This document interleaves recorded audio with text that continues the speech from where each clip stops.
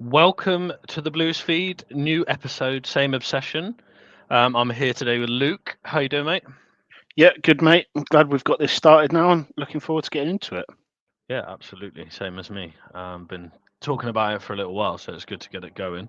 Um, Little introduction into myself. Danny Wynn's a long-time Chelsea fan. Obviously, in been helping and doing some stuff for Simon on his podcast and on his website for a little while.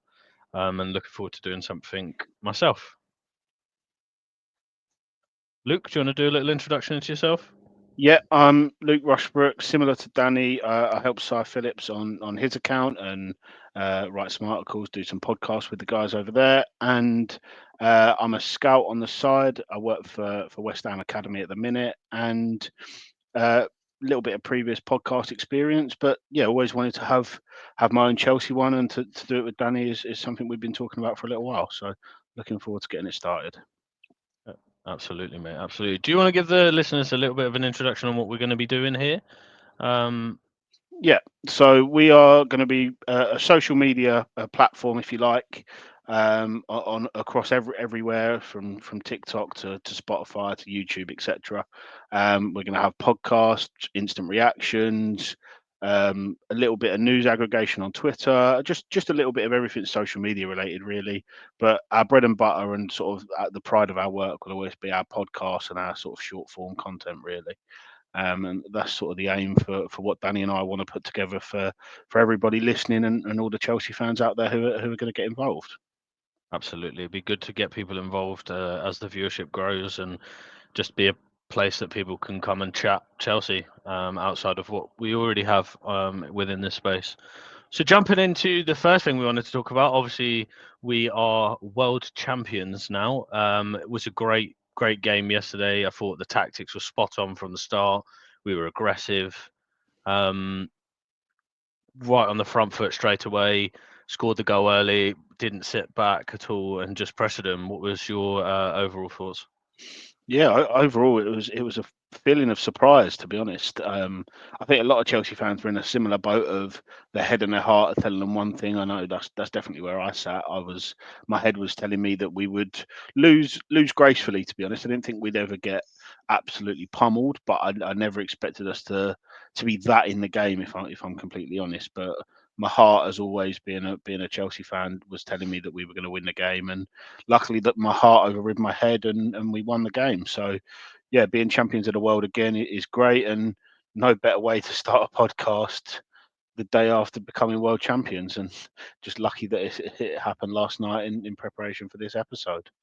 Absolutely, mate. I actually thought in my head that we'd start quite well. I think we are a team that does start well. Like, the amount of times we've been good for 20, 25 minutes, and then the other team gets some momentum and comes back into it. And I was a little bit worried. I think it was about the 17th, 18th minute they started to settle a little bit last night and started pinging the ball around a bit. And I think it was when Doué had his chance and Cucurella made that unbelievable kind of block, tackle, whatever you want to call it. And that's where I thought, okay, we've had a couple of chances. Cole should have scored, um, and this is where they're going to get into it. But to be fair, after that, they didn't really do or create a huge amount apart from that Dewey snapshot on the edge of the box, which was a great save by Sanchez. Yeah, which was a running theme of the night, really. I Yeah, mean, Sanchez gets slate from all sorts of Chelsea fans, and we are two that are heavily indecisive about Sanchez, I think, because he has those games like last night where he was just unplayable. Like there was nothing that anybody could do to get past him, and it's just mental. But then he'll drop a howler against, I don't know, Burnley or something. So yeah, it's passable just to Burnley's striker on the first game of the season or something. exactly, yeah. It's just that frustration element, I think, with him. But he arguably won us the game last night. Well, Cole Palmer's brilliance won us the game, but he definitely kept us in the game. I think I saw a stat that he prevented almost 2 xg of PSG's chances. So that's incredible numbers for a goalkeeper in a single game. So yeah, we have him to thank, and yeah, I think we have Maresca to thank, to be honest, with the way that he set us up, the way he's adapted through this tournament and the end of the season, to be fair to him, has got us playing a new brand of football. We look exciting. We look dangerous. We look intense and aggressive, and it's great to see. I mean, the PSG players hated how aggressive we were last night, but it's fine doing it in a game like that where there's something really on the line. There's that instant satisfaction from winning it, but it's doing it during the season for 38 games that's the issue, and that's where you separate your good teams from your great teams, and something that hopefully as this team grows together, they've experienced lows and now they're experiencing highs, and hopefully that'll be what can really knit them together and make us a more consistent unit. No, couldn't agree more. I think if Palmer hadn't scored those two unbelievable goals, I think, say it was just a 1-0 win with the João Pedro goal, I think you could have put a very strong case that Sanchez was the man of the match. Only really Palmer did anything that was better. I mean, there was lots of great performances. Cucurella was really good. I thought Neto was great with his defensive side of his work. Really nullified Hakimi. Pedro worked really, really hard and scored an unbelievable goal. But yeah, two world-class goals from Cole and some excellent saves from Sanchez. Um, yeah, I think they're both one of those two definitely were man of the match. I'd probably give it to Cole for absolutely sending Vitinha to the shops and just stroking it in the back of the net. But yeah, I thought it was an outstanding performance. I think you're actually starting to see probably what both the sporting directors and Maresca saw, what they were trying to do. I think you said offline before we were recording about how you're still not 100% convinced on Maresca, but you can kind of see where we're going. Before we jump into the Maresca things, because we're going to talk about that next, was there anything else you wanted to talk about the Club World Cup or anything that I happened just yesterday? want to give some flowers to Malagusto last night because I thought he was exceptional, and it just proves that him inverting really nullifies his key attributes. And when he's wide, he can use his pace. He's got a great passing range, but I just don't think it suits being in the middle of the pitch. I think he's better wide where he can see across the pitch. And I just thought he was brilliant last night, and he's coming to a lot of stick from Chelsea fans. Probably myself included, and probably most Chelsea fans, because he's had a poor season. There's no doubt about that.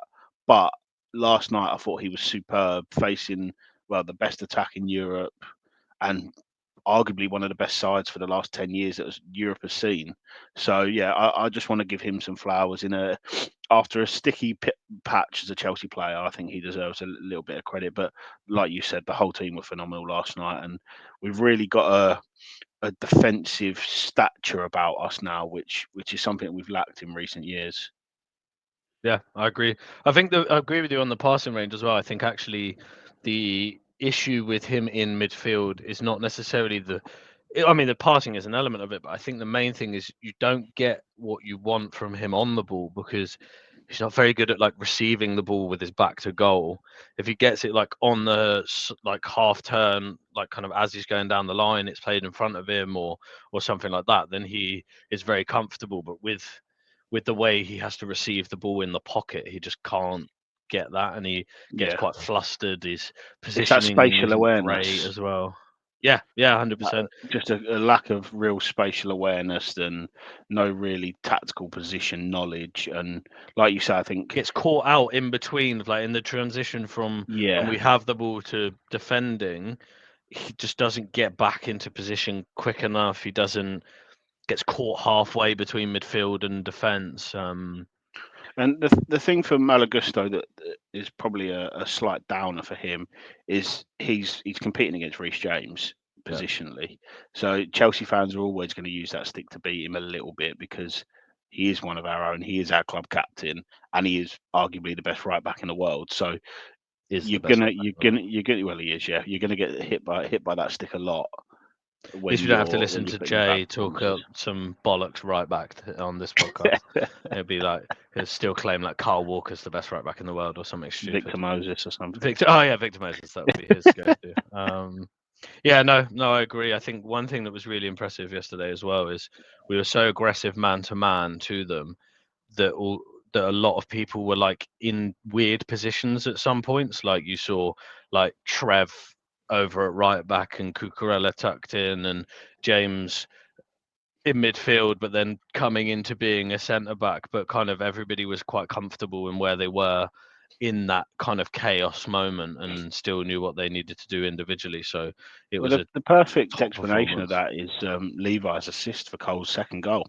He Yes. won the ball in midfield and played sort of a right foot pass over the defensive line, and yeah, he was ahead of Caicedo and Reece in that element because he'd Yep. followed Dembele. He'd followed him all the way around and did not leave him. You could see in the build up to it when PSG had the ball before we won it, he was there, he was on his toes, he was constantly sort of jockeying in and around Yeah. Dembele. So if that pass went, he was there ready to snap in. Yeah. Obviously, Absolutely. we got the ball, it broke, and Cole broke away, and seconds later the ball's in the back of the net, and You saw that's that quite the a lot players. yesterday as well, because you saw like James push up, Caicedo push up. Sorry, James push up, and then like one of the centre backs, be that Trev or be that Levi, kind of came and made that double pivot Yeah, from there as well. And you saw it quite a lot last season at times. I think why quite a lot of people gave Levi a lot of stick is he got caught out in those positions quite a lot. But they're yeah. obviously learning what needs to be done for that. I think one of the key things in Maresca's sort of armory and the way that he wants the club to play and the players to play is the players have got to be comfortable with being uncomfortable. And Levi's not necessarily going to be comfortable sat in an 8 position trying to defend Dembele because if he gets turned, he's gone. But on the flip side, if you win the ball, you can transition so quickly that you can score a goal, and that proved it last night. So that air of sort of being comfortable with being uncomfortable Yeah. is is a really key part of the way Maresca wants the boys to play, and it's proving that as time's gone on, we started well last season when we wasn't necessarily playing Maresca's way. We then sort of had that blip in that 3 month period where we wasn't playing good football and we were starting to try and play that Maresca way. You could see that his ideas were coming across, but it wasn't really translating to the pitch.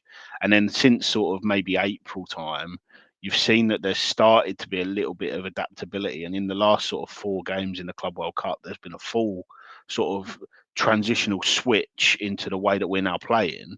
And it's just, it really is chalk and cheese from where we were sort of February time. And that is, I think, a large part of it is, like I've said, the players being comfortable with being uncomfortable. Yeah, it comes back to that. We've heard it a million times from the brief journalist, but they want that Swiss Army knife kind of player. And we're now seeing it both defensively and offensively, both in the positionals of where they start, but also as they move around the pitch. So, like you said, Levi stepping up into the six, so yeah, to the 68 position type thing. Some points you had Cucurella at right back and Gusto at left back, which when it works, it looks really good, and you can be aggressive. I think a lot of what our moans were last season were we were quite passive, we weren't that aggressive, we were quite slow with the ball. But even in the Club World Cup heat of 30 odd degrees and above, we've seen everybody's been very aggressive. They've been, and then when we've got the ball, we've been back, like passing it around and being disrupting defenses and moving around. So yeah, it's been really good to see. Obviously, we've kind of naturally progressed onto it now, but we'll talk about Maresca's tactics in a little bit more detail. I have to say, I said to you guys in the group chat beforehand, I was quite annoyed at the team news that came out because I thought, oh, it's the same old bollocks of Reece James in midfield, and we're playing three fullbacks. Why are we doing this? I was quite an advocate for Santos to start, but I have to say we still saw the same tactics that we've seen in the last few games, which I've said I really like, and I can start getting on board with what he's trying to do if this is the blueprint, and it certainly looks like this is the blueprint moving forward. What's your kind of general thoughts about the tactics? I just think we look so much more intense, so much more aggressive, and PSG players really hated that last night with how aggressive we were. We were stepping to them every single pass.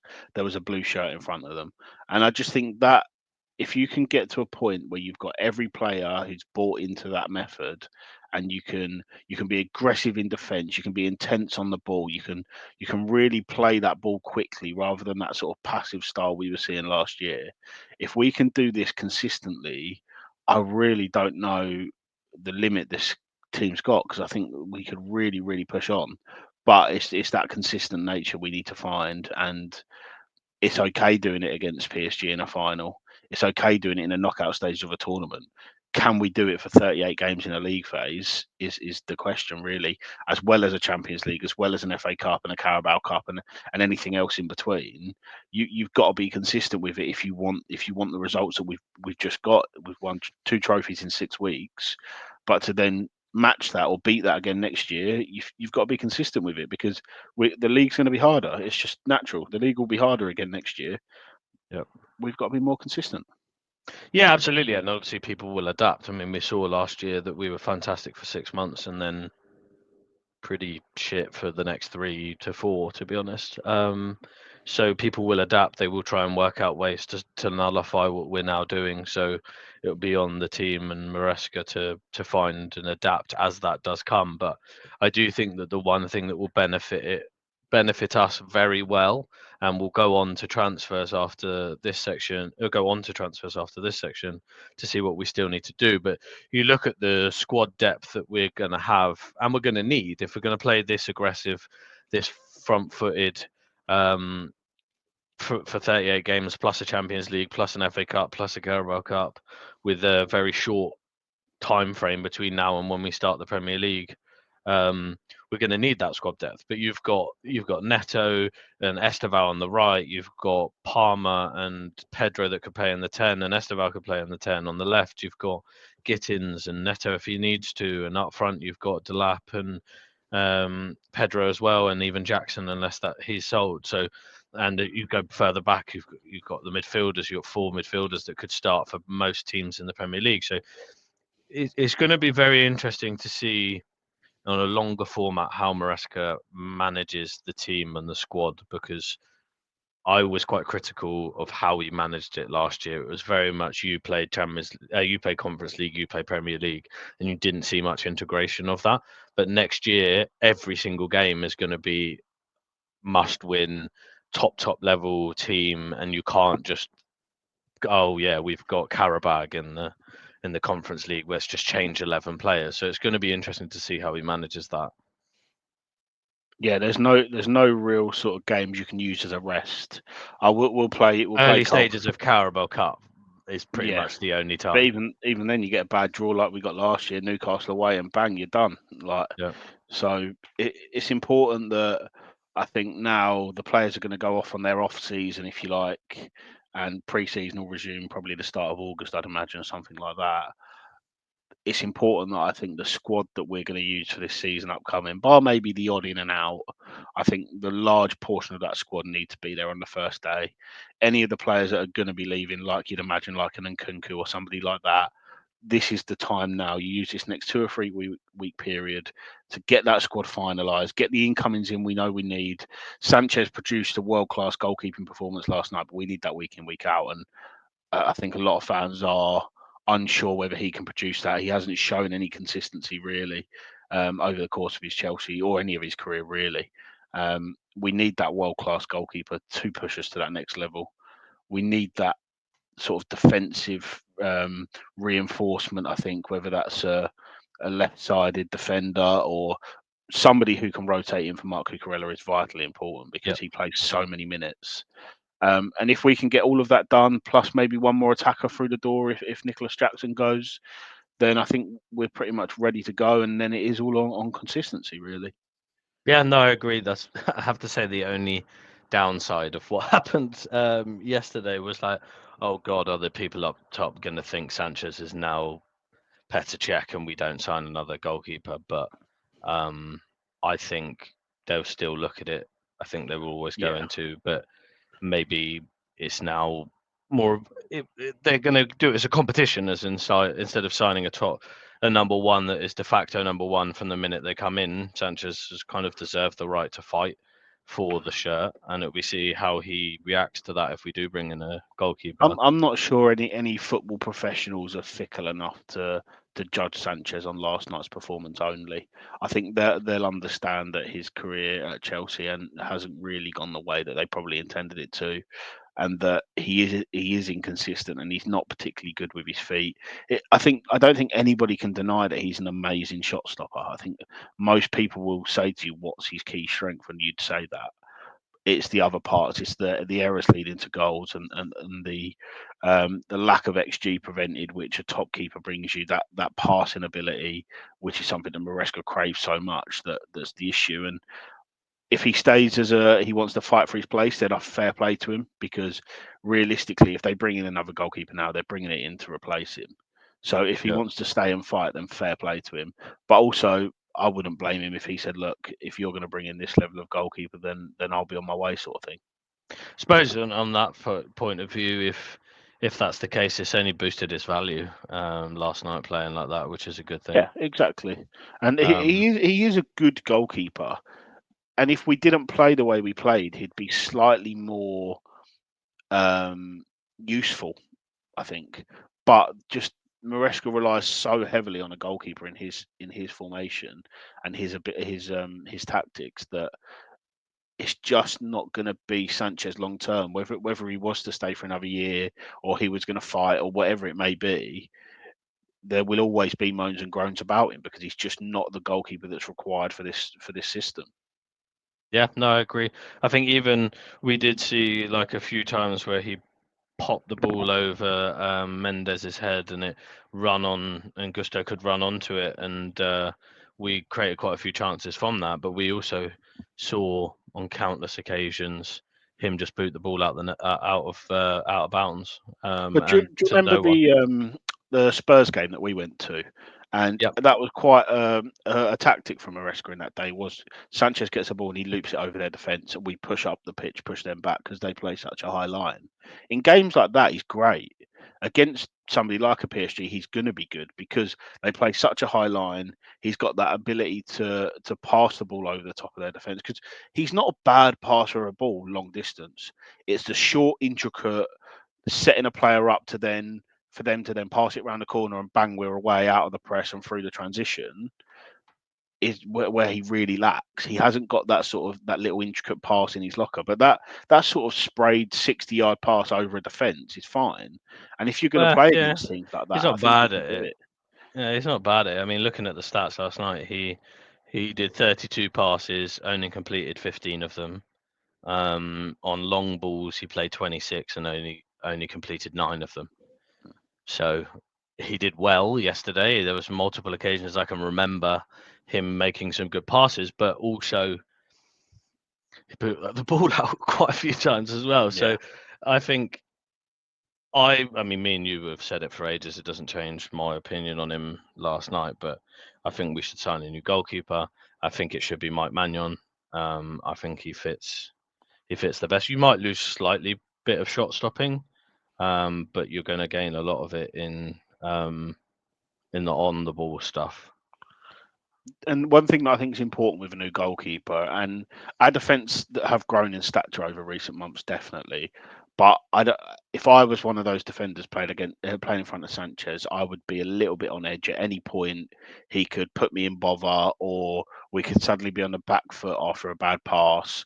Whereas that next level of goalkeeper just brings that little bit of calm and comfortability for the defensive line, and I think that is the way to improve our defence more. We're Yeah. growing in stature. We look like we understand the defensive game more, but we've really got to just be that little bit more solid. And the word I keep brandishing about is consistent. We've got to be that little bit more consistent, and that won't come until everybody is confident in the goalkeeper behind them. Because ultimately, as a defender, you're never 100% confident until that goalkeeper is there and he's a commanding presence. And Sanchez isn't that. He's a lot of things. He's a good shot stopper, like we've said, but he just isn't that presence. And that Magnon type goalkeeper would bring that little bit of experience, that little bit of calm and comfortability at the back. And it is just that next step that we need to take to sort of really push on as a team. No, I agree with you. I think we've seen it for years at Chelsea when we haven't had a proper goalkeeper for a while, but you've seen it when after Mendy had his good year, the after that the defense looked shaky when he turned to Shear. You've had it with Kepa. You've kind of had it for a long time. You've had it Sanchez last year, etc. So yeah, I think by just getting a goalkeeper that everybody's confident in, then it makes the defense better because they can go and do what they want to do. And if we are going to be that aggressive and that front-footed, you have to rely on a goalkeeper to bail you out at sometimes. And obviously Sanchez did that yesterday, but I don't feel like that's the right thing moving forward. I agreed with you on I think left-sided centre back is probably left-sided centre back slash left back is probably the profile I would target in the defence. I think Trev and Tosin and Fofana, when fit, is good coverage for our right side, and you can't rely on Badiashile, so it's literally Colwell for that if you want the left-footed left centre back. And I think if you went and got somebody like Hato, who can play left centre back as well as left back in a similar way that Cucurella plays his left back, I think he would be the perfect fit. And obviously somebody that we're interested in and have spoken about for a little while. See, I do sort of wonder now. I've always been very keen on Hato pretty much since Maresca's been in charge, to be honest.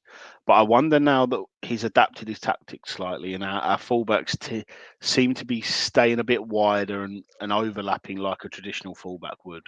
Whether Hato's the correct profile to go for, I think I would still go for him in terms of the left centre back role. Like you say, you can't really rely on Badiashile. He's probably going to be gone.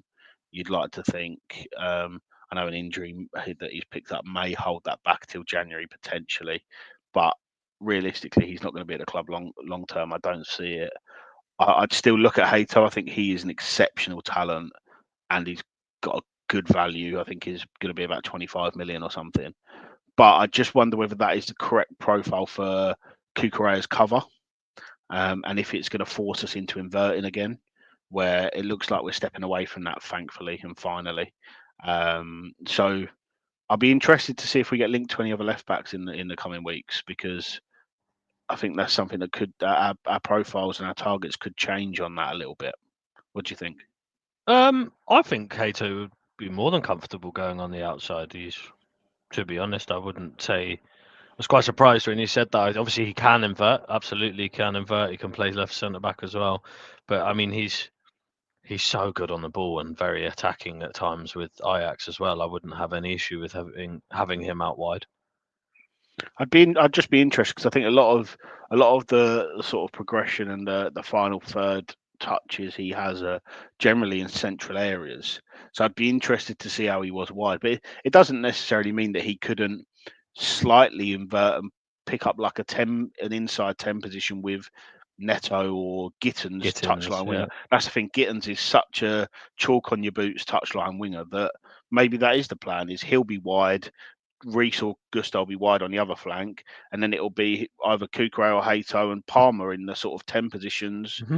Maybe that's the sort of next phase. And like I said, I'm a massive fan of Hato. I'd be really interested to see him in an overlapping scenario where he's really got to whip a ball into a dangerous area. He's a fantastic passer, but I just don't know if he's quite got that in his locker. Yeah, I haven't watched a massive amount of him full games. I've kind of looked at him quite a lot with clips and followed him because I've always liked the profile and stuff like that. And yeah, he does drift in a little bit more in the system he plays. But anytime I've seen him go wide and long, he's also been fine. Put good balls in, dribbles well, powerful, strong, quick. So I personally wouldn't have an issue. I mean, go back 6 months, we wouldn't have said that Cucurella could be wide and high. True. So I can't see with somebody who's that techie on the ball and has got an eye for a pass. I can't see why he wouldn't be able to play that, and Maresca can invert at times as well. Maresca has proven as well that he does improve players. You think of the amount of players that have improved under him. Even just certain areas of their game, Cucurella has become more rounded, more aggressive. Enzo Fernandez, the improvement speaks for itself. Caicedo's come on another level. Levi's come on another level. Trev's looked brilliant. Tosin's been great. Like, he really does improve individuals by the looks of it, or at least gives them the confidence to show their full ability a little bit. So maybe you're right. Maybe I'm being a little bit harsh on Hato, but I think he's also the perfect backup for Levi. I think Yeah, he is probably the perfect centre back slash left back for our system of somebody that can play in both areas quite comfortably. So hopefully yeah, that's I something agree. they look at and get it done. I know the links have been there, and it's always sort of been branded as a later summer move, from what I've heard anyway. So Yep. I think he maybe has to that's something choose. we go back to. I've heard he's kind of got quite a few different options. Everybody's quite happy with the value. I don't know if it's a release clause or just what Ajax will sell him for, Yeah. but I Well, I know know Arsenal have been sniffing Arsenal have around. dropped out from what I've heard. Now Oh, okay. they've decided to put their all into Mosquera from Valencia. Yep. I think they only needed one defensive addition this summer, and I think that's the way they're going I think they by needed the one. They've looks got of it. 45 centre backs, but Yeah, and about 400 CDMs as well. yeah, they all I could think play at centre back. Liverpool were interested in Hato again. Looks like they may have changed their target. I think they're looking at Mark Gahey quite heavily. Yeah, Um, I've always heard that Liverpool were looking at Hato more as a left back, not a yeah, centre back. which So when obviously they looks like when they lost signed, Kirkus. yeah, Kirkers that we don't need. Yeah. So okay, yeah, but I mean we could get quite a free run on it. Maybe maybe now that it is what's going to happen, and it was just we'll sort it out after the Club World Cup. We'll have to see how that goes. Just to give an alternate target, if you were to go with what you were saying, more of a traditional left back, who would your choice be? Oh, maybe somebody like an Anthony Robinson, somebody like That's where that. I my think. head went as well. Yeah, I think he'd be relatively happy with being a squad slash rotation player at a bigger club. Obviously he's good friends with Tosin from what I know as well. So he's proved that although he's not been a starter consistently, he's still racked up 40 appearances this season. So you don't necessarily need to be a starter in this Chelsea squad to play a lot of games. So maybe somebody like a Robinson. Yep, I I think like him a lot. he 27, played a lot of defensively games in the solid. Prem, Um, attacking, defensively solid. Yeah, I think he's out I'd of get on board contract with next. Is it next summer? He's out of contract as well. Maybe that. I can't remember. Let me just double check. I thought he signed a new deal to 2028. I want to Oh, say. let me double check. But I think he would be perfect in terms of he's a fullback that can defend, but he's also a fullback that gets forward and can attack really, Yeah, really well. He's got that whipped cross on him. Oh yeah, I was wrong. Sorry, he's got 3 more years on his deal. yeah. Um, I think it was originally running low, but yeah, I think he might have signed an But yeah, extension. I But I'm think having luck. somebody along that sort of line of can do a little bit of both. If we were going to invert, he could probably do it relatively comfortably from a left-sided centre back role, allowing the right back to invert.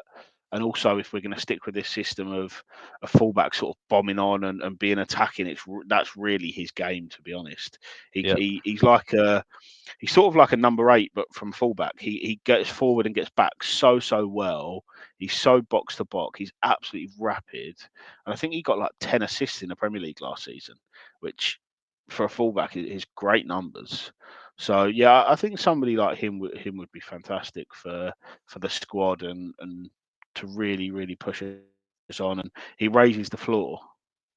yeah, I completely agree. So in a situation, you're the sporting director, you've got Hato for 25 million, or the reported fee that Fulham would want would be 45 for Robinson. What are you choosing? Hato every day, just, Yeah, purely because I feel like we need that centre back position as well, and I don't see us going to sign 2 defenders unless there was multiple outgoings. I think Hato fills both areas. If Levi was to get injured and Badiashile had left, I wouldn't be comfortable just having Tosin and Trev available because then you're relying yeah, on Fafana to be fit yeah. as No, the I think third Hato choice. as So well. I think Hato would be the one. If you're going for if you're going for 2 players, I'd potentially look at both. Although there are probably better centre back prospects than Hato because I'm still not sure which way he's going to go. I don't know where he's going to end up, but I think he could end up just doing both forever because I think he's that Yeah. good. But it's the sort of like jack of all trades, master of none. Is he going to be really good as a It's left the back and Swiss really good as a Army centre knife back? that Chelsea love. Exactly, he does make sense. So I Yeah, think if you're just going for one target, it's probably Hato, and yeah. if you're actually looking for 2, then I think both of them would fit the club really nicely. I think if we were going for two, I'd probably just still sign Hato as that left centre back, left back hybrid and then sign a right-sided centre back Centre if we back, were doing yeah. two, like a traditional centre back. I would have quite liked the Mascara move. I like that from Arsenal. I like He's him. a great Yeah, player. I really like Antonio Silva from Yeah, I Benfica. liked him. Yeah, I liked him as He's well. a I good centre think back, but don't know how. I mean, Portuguese centre backs, well, Portuguese play people from the Portuguese league in general don't always settle particularly well in the Premier League. So maybe that's why we aren't going to advance on that. It'd be quite a expensive deal as well. I think. yeah. But we seem to have done Maybe a lot of we don't lads. even want don't even want to talk to Rui Costa after the Enzo Fernandez deal. Would probably No, be a probably not. part of it. And we knocked them out of out of the Club World Cup. So Yeah, that'd have been um, interesting in the director's box before the game. See how that conversation was as they bumped into each other. Dan, how do you feel about the rumours around Dewsbury Hall today that Maresca's happy to keep him as long as he's happy that he's a low order midfielder? Just don't see the point. No, do you Just not in think the that? where are you ever going to need him? Well, In he's just a midfield, you've got, low order midfielder, isn't it? but That's just, the stipulation to it. but I don't see the point. I don't see when he'll ever play because you've got Asugu, Lavia, Enzo, Santos, Caicedo in midfield. Sometimes he's played as like a kind of winger type position when we were in the Conference League. We have ample wingers now. I just don't see the point in keeping him. Like you'd have to have a serious injury crisis to have to play him, and to have that low order midfielder. I'd much rather someone like Dyer from the academy being that low order midfielder around Yeah, the squad, maybe used in cup games and boost that than keep Dewsbury Hall when you could sell him for half decent money. yeah, I agree. I think I understand the sort of thought process behind. He works hard. He's pretty much always injury free. The last 10 minutes of a game, he can really come on and press and win the ball back and chase down and harry and things like that. I don't think he adds any real quality to the squad. I don't think he's going to come on and change a game or anything like that. But ultimately, I don't massively see the point. But If you were I doing it on like the Football Manager kind of squad planner section, I don't know if you play Football Manager much or not, but they always shows like where people can play and stuff like that. mm, He'd be like third or fourth in every single position on the pitch. yeah, What is the point? yeah, Why don't you just have an academy player that trains with the first team quite a lot, and if it's a crisis, you use him. yeah, I I mean, agree. even in a midfielder crisis, we saw yesterday Gusto and James both on the pitch. Yeah, So you can even do that. You could probably even do the same if you only have one right back. Say James was in it, you'd probably put Cucurella into that midfield and play a left back at left back if you really needed yeah. to. I just for probably half decent wages, probably around 100 grand a week, or maybe slightly less than that, and a person that you can sell for 30, 35 million has a lot of interest from And I think the thing people like is, West Ham and stuff. I don't see what's the point in keeping him. I think he's actually a good player. To be honest, I just don't think he's a top six player. I think Yeah. If he he's went very to a decent. Brighton, a West Ham, a Fulham, somebody like that this season, you'd probably look at it in 12 months' time and go, very good value for money. He's been a top player, but I just don't think he's Chelsea level, and I didn't Yeah, think that when we signed him. I don't think he's done any real harm to his reputation or anything. If No anything, chance. you've seen he's improved and people have got a little bit. I don't know. They've warmed to him a little bit through the season, He's just never looked from. out of place playing for us, but No, he's just not he's that. never I just blown don't me think he's away. got the quality. I don't think he's got that. If you needed somebody to come on and change a game, he's not got that quality, that ability to play a lovely pass to cut open a defence or hit a screamer from 30 yards. He's not quite that, but I think he's a very solid box to box midfielder who'd do a very good job for most sides outside the top six. So, like you said, Yeah. I think cashing in, getting our money back, getting his wages off the book, and really just trusting what we've Somewhere got. like a West Ham or a Brighton, I think would fit him very well. Yeah. I think Um, one place I've or always Fulham. thought that I think he'd be great. I think he'd be great at Everton under Moyes. I Yeah, feel like he's a real absolutely. Moyes, hard worker, got a real engine on him. He's a With decent their new passer of the owners, I ball. could see that. Yeah, be interesting to see where he Yeah, ends up or whether he stays with us. yeah, absolutely. I think obviously the other transfer outs, like quite a few of them are quite obvious, like Felix is going to go and stuff like that. But one that came up this morning was Christopher and Nkunku link to Liverpool. Chelsea won around 35 million, and Liverpool are monitoring the situation. I think it came through L'Equipe. What's your thoughts on that? I can see the fit. I can see why Liverpool would want him. I think it's been quite renowned that they were after attackers this summer. The likelihood is Darwin Núñez will probably go and Luis Diaz will probably go. So they need attackers. He fits the way that Liverpool play. I wouldn't be completely convinced for him by minutes. Depending on who else they bring in, obviously you've got Gakpo who can play left and can play in that sort of false nine role. You've got Salah playing on the right. Whoever else they decide to bring in to replace the likes of Diaz or Núñez. I don't know if it's the best move. I think for him, you're going to a top club, a top team, and a team that are going to be fighting for titles. I just think for him right now, he needs to go somewhere where he doesn't necessarily have to be the main man, but he needs to be one of the first names on the team sheet. He needs to be playing week in, week out. And I think he's proved during the Club World Cup that when he plays consistent minutes, he's actually still got it. I just Yeah, don't think he just don't suits. see. I'm just not sure if I see the fit, because they fit traditionally play like a 4-3-3 or a 4-2-3-1. It's not a left winger. Like Diaz Yeah, and I see him more down the middle Gakpo though. hold the width a lot. They're quite wide when they attack. They do cut in, but they're quite wide as the way they start.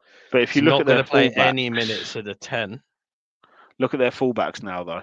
So if you look at the likes of Kirkes and Frimpong, they're going to be serial overlappers. So you could imagine a scenario where fullbacks are overlapping, the striker, let's say Nkunku, becomes a false nine, drops into midfield, and Mm, then Salah and Gakpo, for example, invert and they become the forwards. And then yeah, suddenly you've got like a one which is Nkunku with Gakpo and Salah, and then the fullbacks really wide. yeah, I get that. I just don't I get that. I could just see don't see that. him ever playing left. No, So it'd be I false don't nine think he'd only. play left. I think he'd play down the middle as a false Yeah, nine. And in that case, that would have to be Liverpool's tactics. I don't think they could do it from it. I don't yeah, think he could be an out nine off the shoulder. I think he's proved that. yeah. I personally don't see. I can see why he might want to go there. Still a big club, can challenge for trophies, probably get paid a decent wage. I can see Chelsea. They want to kind of sell him and get his wages off the book. I just don't think it's that much of a fit. I'm not even sure I particularly want him to sell him to Liverpool. To be completely honest, either. I'm not that fussed about the Liverpool move, to be honest. I'd be more bothered if he was going to Man United because I think they suit him a bit better and I think he would flourish. I'm I not that fussed about just Liverpool. feel like Man United are just going to flop, so I wouldn't be Yeah. that bothered about him doing well over there. I think that's a To be ticking honest, time bomb. I'm struggling to see his fit anywhere. Yeah. Because feel like the sort of player he is, he needs to play off of a nine or as a false nine with wingers that come inside or fullbacks that invert Mm. in attacking I areas. think So I think what you said was true. Playing him as a left 10 in an Amarim system is probably the best fit for a yeah, Premier League side, and there's not many sides in the world that would be able to afford to buy him because of his wages plus the yeah. transfer fee.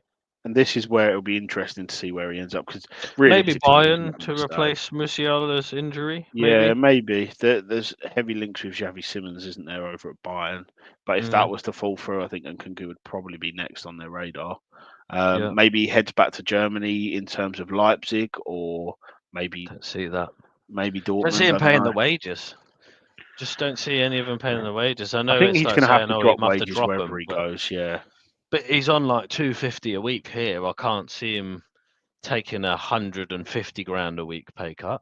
no. But the thing is, If I people was him, I'd will. go, "Okay, cool. I'll just fight for my place at Chelsea then, Yeah, but people will realise or that loan me then. Like force Chelsea to pay some of his wages is basically what I'd do." he's got to he's going to have to drop wages to an extent, but there is still a player there, and he is still Mm, a really good yeah, player. If you can find a role for him and get him playing consistent minutes, he will do a really good job. And like Chelsea have not seen the best of Christopher and Nkunku. Like no, it's a shame because I was so excited about the signing when we got it over the line. We were competing with the biggest clubs in the world to get him. We got him. It's just yeah. so I was unlucky so that happy when we signed him. that he got that injury. But then on the flip side for us, the reason we signed Cole Palmer is because Nkunku got injured in pre-season. Like this is, I'm definitely a person without going too deep of things that happen and meant to happen. And if he didn't get injured, we wouldn't have signed Cole Palmer, and we wouldn't be in the position we're in today without Cole Palmer. So there are silver linings to everything from an overall perspective. But from his point of view, he's probably quite disappointed with the way it's worked out, and probably frustrated with his own body because of the injuries he had in that first season. And obviously this season he stayed injury free and he's fit and raring to go. So yeah, I think this next move is important for him. What's he, 27? Something like that, yeah. Could be his last big contract, take him up to 32, 33. 27, So 28 in November. yeah, so he's got to pick this next move correctly. He really Yeah. has. I think for him, something like Bayern would be perfect. I think they'd be perfect for him. It's just if they Yeah, can't if they be. want him. But I mean, they Yeah. can't seem to get any transfers right at the moment, or any of their True. players that they want. So let's see what happens there. Last transfer we want to talk about before we wrap up would be, what is your thoughts on Jackson? Are you selling all your stocks, shall we call it, and getting rid of him?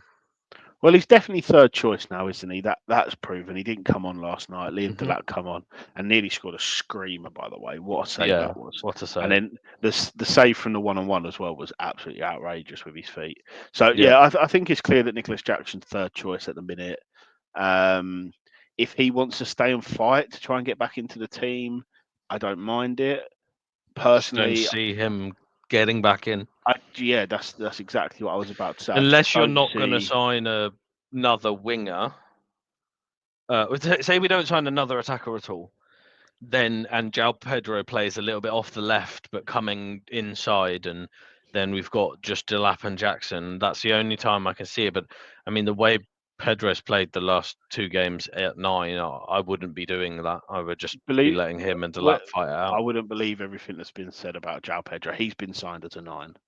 You can see that I think he's it's just ready. versatile. I think I he's think 9, he but is. I can think play 10, can play he's left got that left ability, 10.